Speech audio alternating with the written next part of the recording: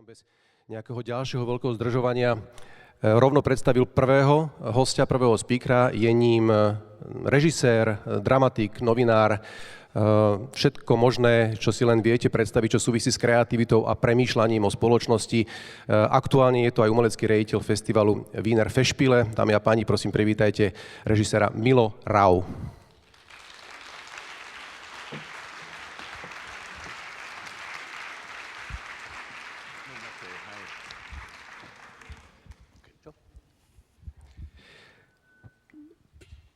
Táto debata bude prekladaná, máme tlmočnícke kabinky, takže tí z vás, ktorí nemajú úplne dokonalú angličtinu, tak prosím, slúchatka na tlmočenie si môžete vyzdvihnúť za tým banerom.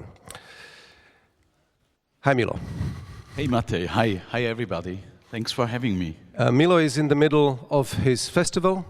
I'm very thankful that you found time in this hectic time for you, and you arrived just now from Vienna, and you are driving back to Vienna because you got stuff to do, so thank you so much.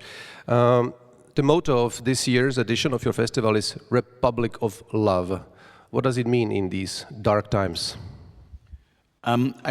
Mainly, I will tell you an anecdote connected to you later in the end of my answer, but to begin with, I had the impression that in these times when we try to shut up each other from both political sides and all spaces of civic society and discourse and antagonism and art, in the end of the day, diversity are closed, not only here, not only in Middle Europe, but on the whole planet. It is super important to have a kind of a space, and I think it's a cultural space, where we try to resist to this, where we try to accept that we disagree and we still stay together, you know? And not only in the liberal space, perhaps really in the whole society. And I think that's what we did. When you look at the opening, it's like 10 days from the opening. The opening is always a big moment for us in the festival. So we would play in front of the city hall, which looks like a church, in front of 50,000 people. And we have a right-wing party in Austria called the Freedom Party, strangely.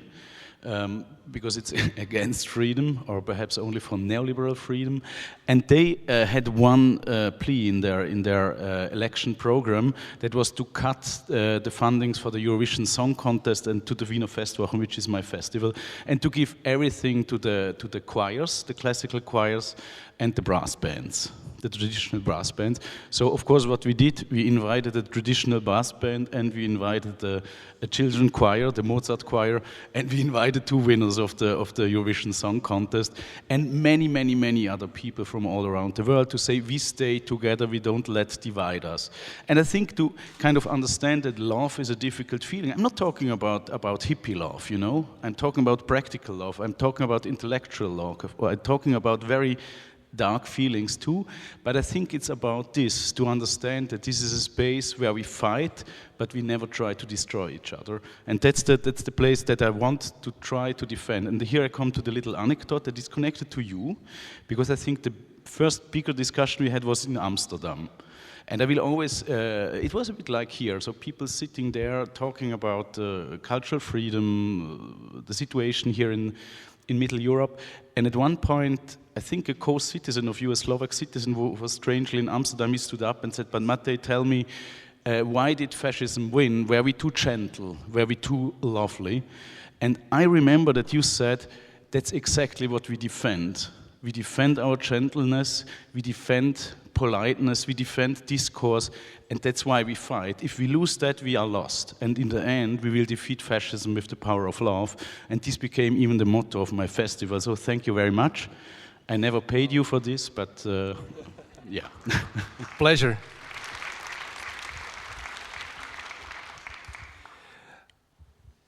We met in very specific time.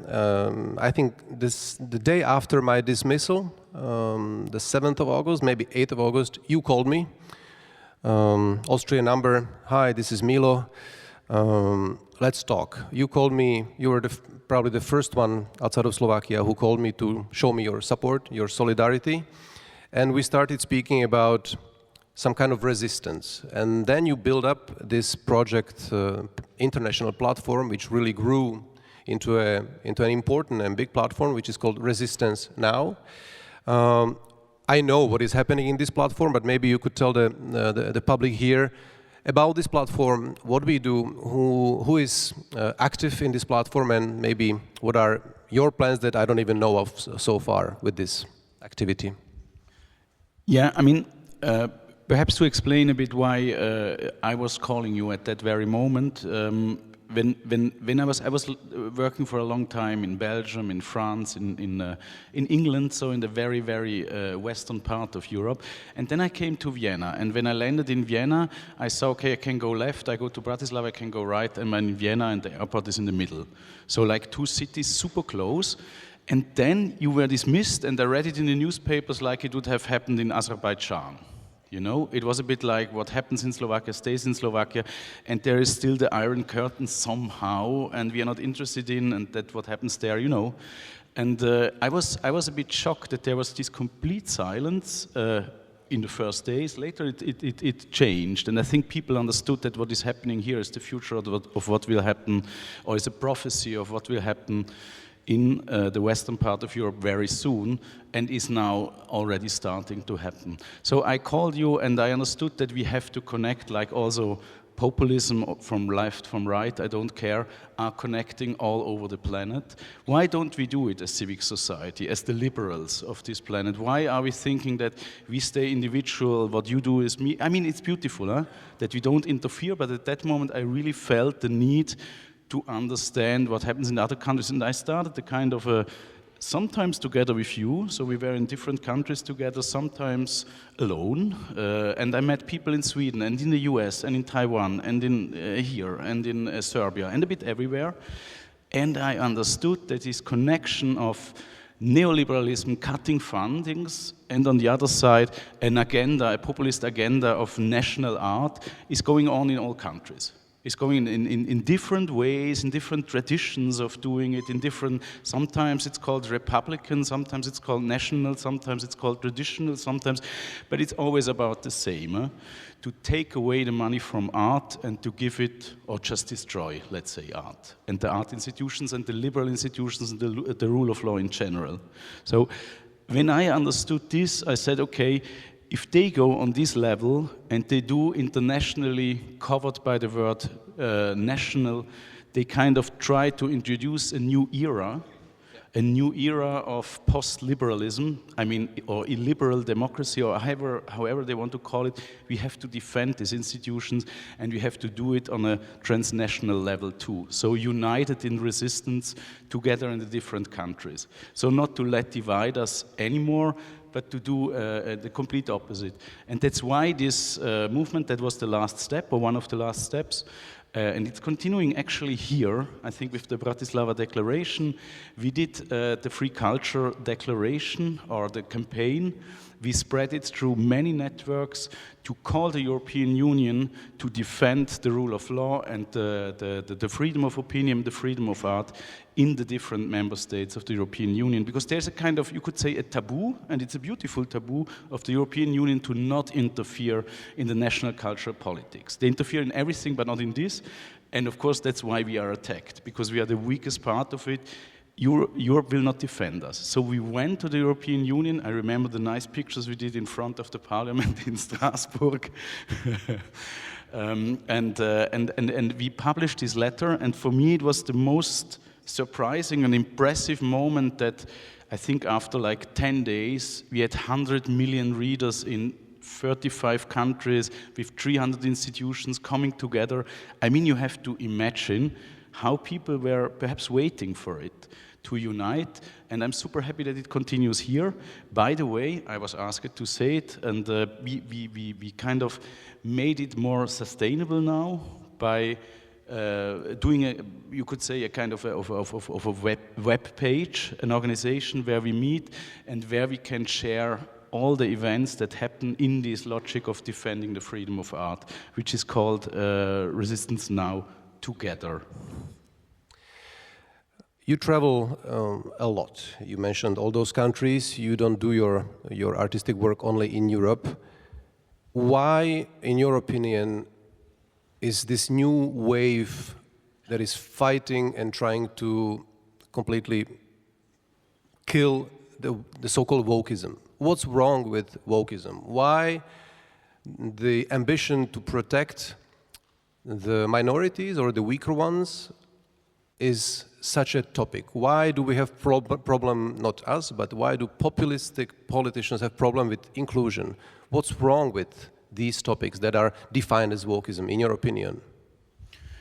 I think there are two sides. There is, of course, a meta-political side that they are just against minorities. They want to have a kind of ethnical, pure, and let's say unified society without homosexual rights, without LGBTQ rights, without immigrants, without and so on and so on. So these are the politics as we know the right wing since fascism, no? That's like since globalization, they are kind of trying to have the positive sides by exploiting the global south, for example, of globalization, and to hold away the negative sides, which is migration, for example. On the other side, they're against liberalism, they're against liberal institutions. For them, democracy is a kind of a majority that rules, but democracy means to make safe and to make live the minorities. That's what democracy, liberal democracy means. Huh?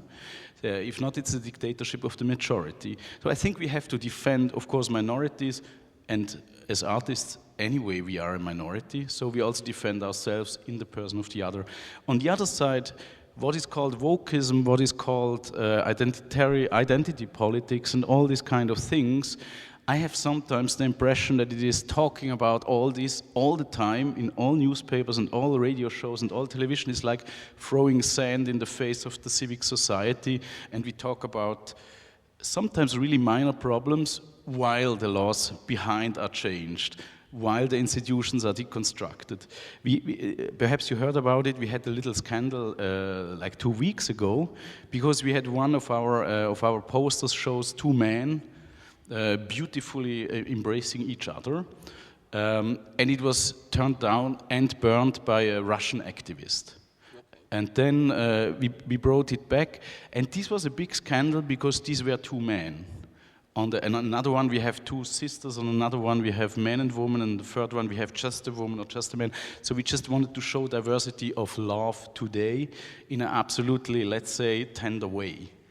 And I was quite impressed because we have a bit the same age, growing up in a very liberal era after '89, when everybody said, now we will have beautiful business, no wars anymore, no fascism anymore. There are some old people, they are still kind of, but they will slowly shift away. And that was not what happened, That was exactly not what happened. And when this was happening, I was like, okay, wow, so they really insist to destroy it and to burn it, They were even taken by the police, and then they went for a certain moment to prison, etc. So I was, it's really a culture war. They really don't want it. They want to destroy it, and that's why we have to defend it. And I have to say, I was like, I call it the Fukuyama illusion, that this kind of after '89, now liberal democracy will triumph everywhere. I was living very long time in this. And I think my whole sector was very long time living in it, like it gets bigger and bigger, more diverse, more possibilities, like, more connection, more international connections, etc. And now it's shrinking. Now we are defending it. And it's very funny because myself, I was attacking the institution. I was saying, but you have to open yourself, we have to deconstruct you, And now I defend it. I defend Europe. I mean, I have so many criticism about the European Union, I think like everybody of us perhaps. But now I defend it, because it's another word for liberal democracy. And I never expected to become this kind of, I was reading in the school the books of Albert Camus and all these kind of people, and I was like, okay, that's nice, they did these fights, it's done. And we can do nice, beautiful work now. And now we are in this position too. And we have to defend again democracy. And that's it's good that we are here and do it, but I was not expecting it in my lifetime. You speak about defending. That's also the name of this discussion. Culture is the defensive line of democracy. Working in this country, in this environment, in open culture, meeting many actors of the cultural sphere that I've never met before, because even though it's a small country, culture is represented by many people. I realized that our largest weakness is that we are not, in my opinion, united enough. We still find, or we have this tendency to look for what is dividing us and not what is uniting us. Do you think the cultural community across Europe is strong enough, is united enough to stop this populist or either far right or far left, because it depends on country, what far is actually threatening the arts? How strong do you think we are at this moment? Are we actually the defensive line of democracy? I mean, under pressure we are becoming it. I mean, if you would not have been dismissed, why would I have contacted you? Now we are friends, but it was really the reason was an attack, and then we had to defend. And I think that's a good way to start this movement, to say, okay, now we stand up. Always when the people are saying, but why are you attacking the FPÖ all the time, our right-wing party, I said, but they started. I would never have started this fight. Why? I'm not somebody who fights. I don't like that. But now I have to, and then I will go to the end, and we will win. Of course we will win. There I'm really still in the Fukuyama illusion. Democracy will, of course, win this fight. In the end, we will win. Perhaps it will take some time, and perhaps I will not be alive anymore, but we will win. And I mean, this is exactly the definition of liberal democracy, is united in diversity. Not united because we are the same and we are all white, or we are all heterosexual, or we are all Slovaks, or we are all whatever we are, have the same language. We are united in diversity, and we accept this contradiction, and it's a difficult contradiction. And that's what all our discussions are about. So we defend that we are united and that we are diverse. We say we don't want only be united, but we also don't want to be only diverse, we want to be both, you know? This is the beautiful thing, this dialectics, and that's what we defend. We are coming to the end of our short discussion. You are also, due to our friendship, observing what's happening also in Slovakia. Is there anything you would like to say to the Slovak public? There is a lot of media. Is there a message from you personally to our colleagues and everybody who is thinking of culture as something extremely important for the society? I mean, what I perceived here, thanks to you, and what I perceive, of course, in Serbia too, and what I perceive in other countries, is that the civic society is defending their institutions, is defending their democracy. And you started it in Slovakia, and I think it was a symbol and an allegory and a prophecy, a negative but also a positive prophecy for all of us in Europe. And that's why, I mean, you will announce it later, that even the European Union and even the President of the Parliament stands behind this. I think Europe understood that they have to defend, you know, the vision of Europe, the vision of democracy here in Slovakia, and in Serbia, and I'm afraid soon in Austria. So we are really standing together. We are not fighting for Slovakia. And when I talk about you, or we talk together, we are not talking about, okay, it's like this in Slovakia, it's like this in Austria. Of course we exchange, but what we defend is much bigger than our countries or our institutions or even the cultural sector. I think it's very important to say the deconstruction of the cultural sector, it's the deconstruction of democracy. It's the deconstruction of liberal society. It's the deconstruction of how we want to live. It's not about that they close a theater. Of course, that's how it manifests itself, but it's about much bigger things than that. And we know where it leads. It's exactly the same process like in the 30s. We know where it goes, so we should stand together and defend it. Milo Rau, thank you. Thank you so much.